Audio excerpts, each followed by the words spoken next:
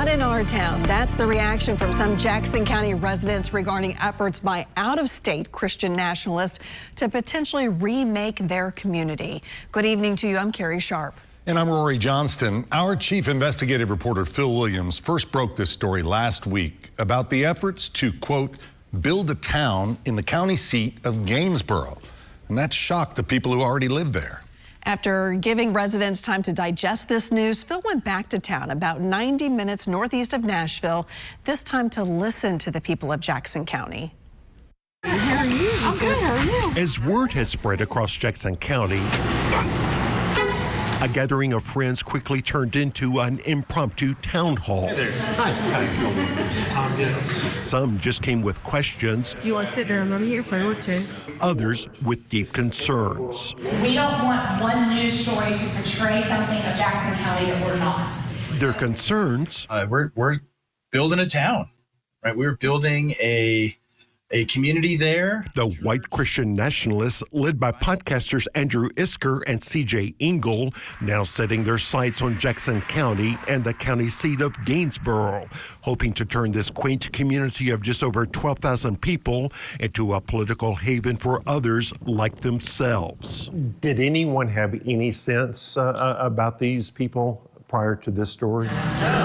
Among those we met, some had deep roots. My family's been here for 7 generations.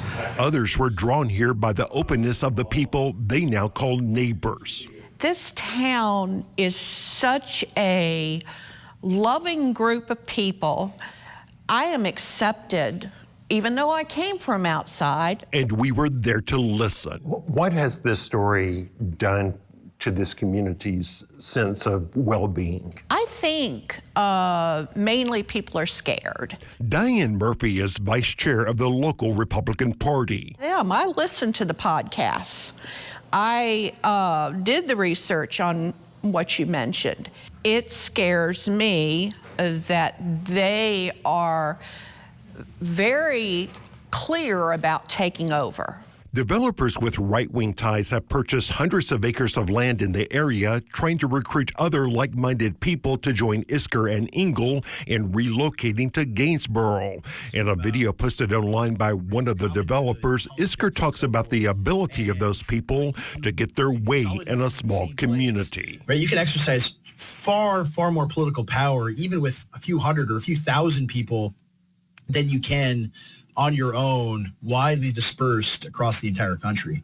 When you hear them talking about coming here to build a town, to build a community, what's your reaction? I'd love to speak to that.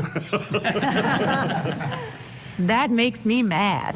Diana Manley owns a local restaurant, and she sees a community that's remaking itself without the help of strangers from out of state who don't understand what Jackson County already has. People from all different walks of life, genealogies, nationalities, race, you name it. We have got a melting pot right here in this small town, all working together to make this town come back to life. What is it you're afraid of losing?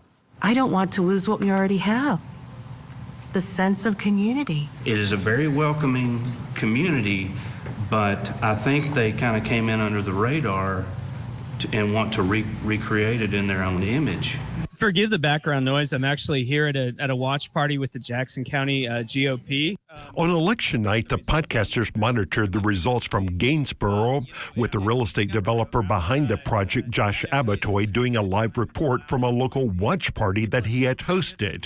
One of their podcast buddies also set up an account on X, formerly Twitter, that claimed to represent the views of the local Republican Party. It said it was the official account of the Jackson County GOP. But it was not. Party Chair Bo Smith learned about the account from News Channel 5 Investigates. We also showed him where Engel had tweeted that the best way forward for Christian nationalists is to take over local level outlets of the Republican Party. So that's not going to happen, especially now due to your reporting. We're thankful for that.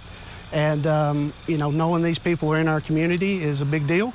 Have these Christian nationalist podcasters, these developers, tried to have a meeting like this to sit down and answer your questions? There's wolf in sheep's clothing. But what really concerned these Jackson County residents, some who were reluctant for their faces to be on camera, are the podcasters' views that the civil rights movement was a mistake, that foreigners who've become U.S. citizens still don't belong in America. What is it you would like for these people coming in from out of state to know?